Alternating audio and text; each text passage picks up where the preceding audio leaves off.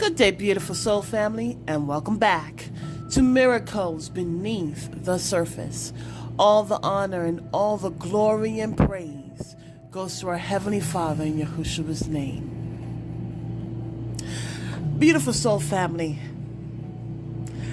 as I look into the scriptures, there are cycles and seasons, and there are patterns. In those patterns, we can see different loops going on. We know that the way of Cain is in its own loop.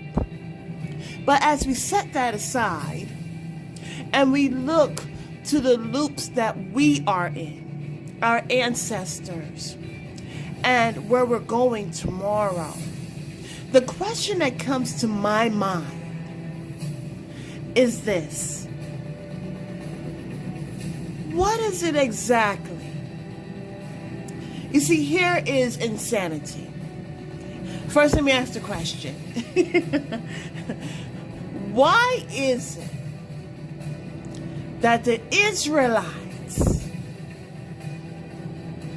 our ancestors, not all of them,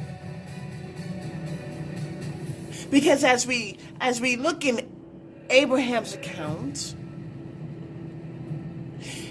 he left his family behind. Okay?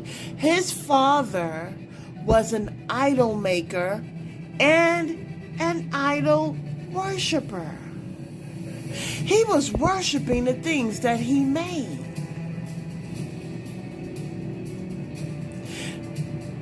As we know it, when Jacob and his two wives were leaving, I believe it was one of his wives that took the idols and statues and she hid it. She hid it because her dad was an idol worshiper. As a matter of fact, he was an occultist. He was delving in the dark arts. It's just so interesting. So on and so forth. You see, my thing is not so much just about focusing on breaking the chains in our immediate family. But it's about breaking the overall chains. Because at this point, I know I'm not the only one who is wondering, how can we break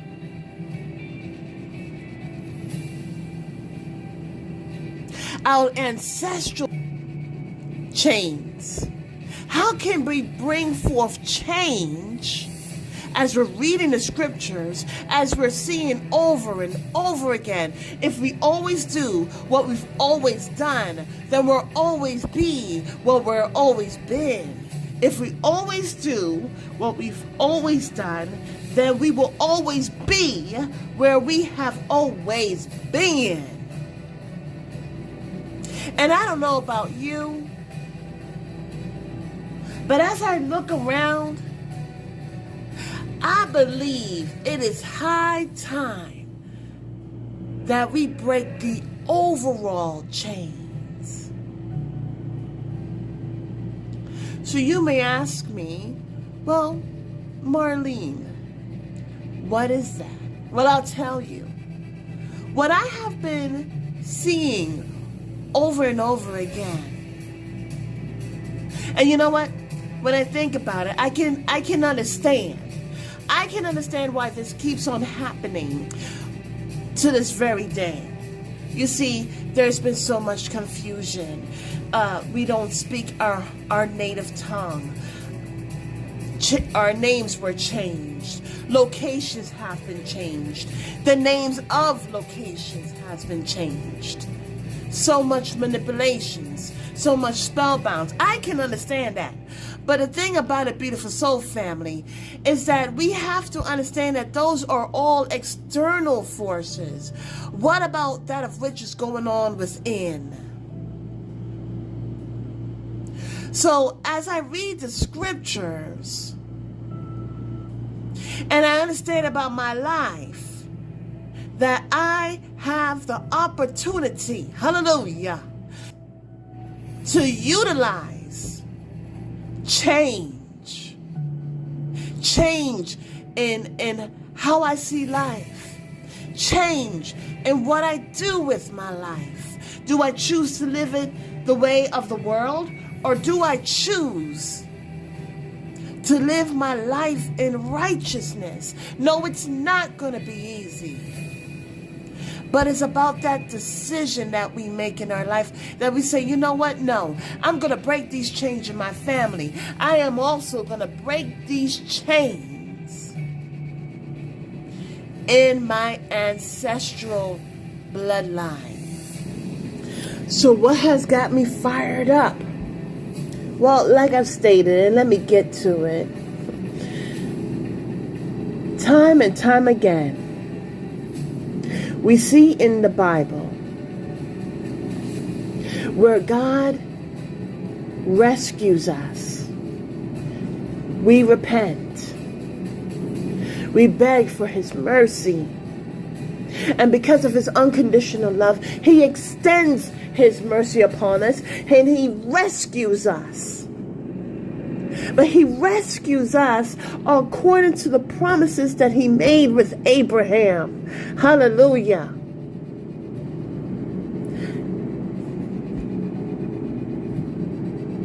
But then we read again.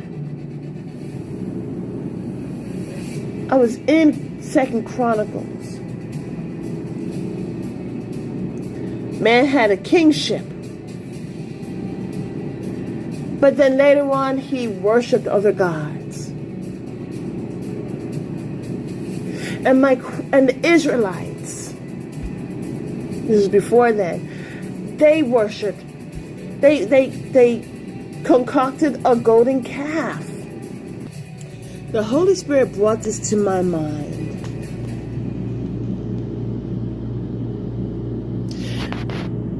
We are so caught up in the visual that we are bypassing the spiritual. You know, our Heavenly Father, in the very beginning, how we see ourselves has changed through manipulation, through doubt. You know, in the Garden of Eden, Satan manipulated and was so diabolical as to infuse doubt. Because of that interaction, the woman who was later on called Eve started to see things differently. The things that she saw was bad, she saw it as good. How she saw herself, how she was utilized to tempt Adam, brought forth so much change. It's all about the perception. It's all about the visual. And I may not have it all, because I know I won't. But I believe to my core that it is high time to break that overall chain. To stop, you know, what's so interesting, beautiful soul family, is that when the Israelites did not purge the spirit of Egypt out of them, they had to continue to go in the desert. Only the children were able to go into the promised land. But the thing is that I feel like spiritually we're still in the desert. wandering. And it's high time that we get to our promised land. But it's not a promised land so much about the physical when we can't seem to get the spiritual. So what I mean about that is, in the very beginning in the Garden of Eden, before their perception was changed about themselves and about them trusting in Jehovah and what he commanded them not to do, or else they will positively die, they were spiritual. They were of a higher consciousness. They didn't see themselves as nude. They were beyond that. And this is where we have to get back to. Our Heavenly Father said we must live and walk in spirit and in truth. We shall walk by faith and not by sight. And you see, there's so much more. But today, at this moment, one of the things that we need to curtail is our visual. You see, the visual is so important because it's the windows to the soul. It's that aspect that is an open orifice that has to be well guarded. Because for the longest, as I look at the patterns in the Bible, it is the one thing that causes us to forsake God. And it's the one thing that we have to put in check. You see, according to the doctrine of Balaam, it was about what pleases and tantalizes the eyes. It's about illusion. The ears aren't succumb to illusion. It is our eyes. It is our sight that is persuaded by illusion.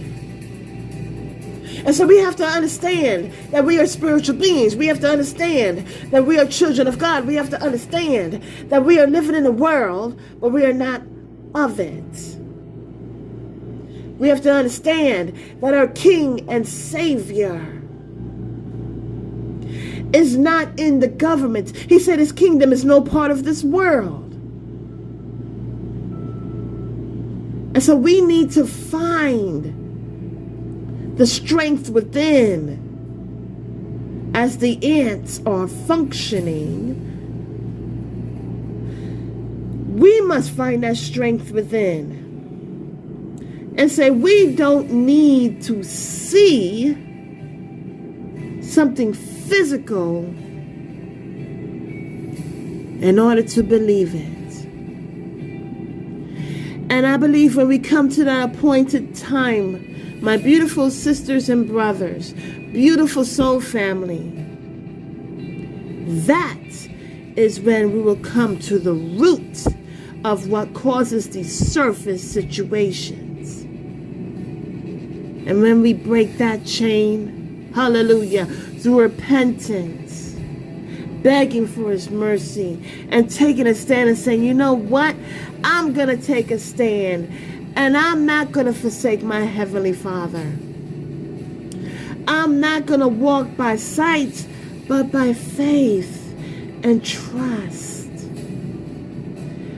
And I believe when we all continue to do that and move forward or strive to have that in our life, is when we can break that chain. It's an invisible chain, it's a spiritual chain. It is the root to the bondage that we face in this world. So, beautiful soul family, this is what I have. I hope that this message helps to ask you some questions.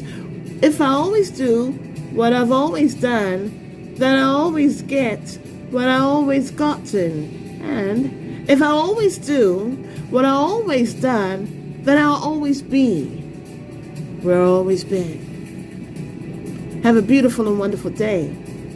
God bless.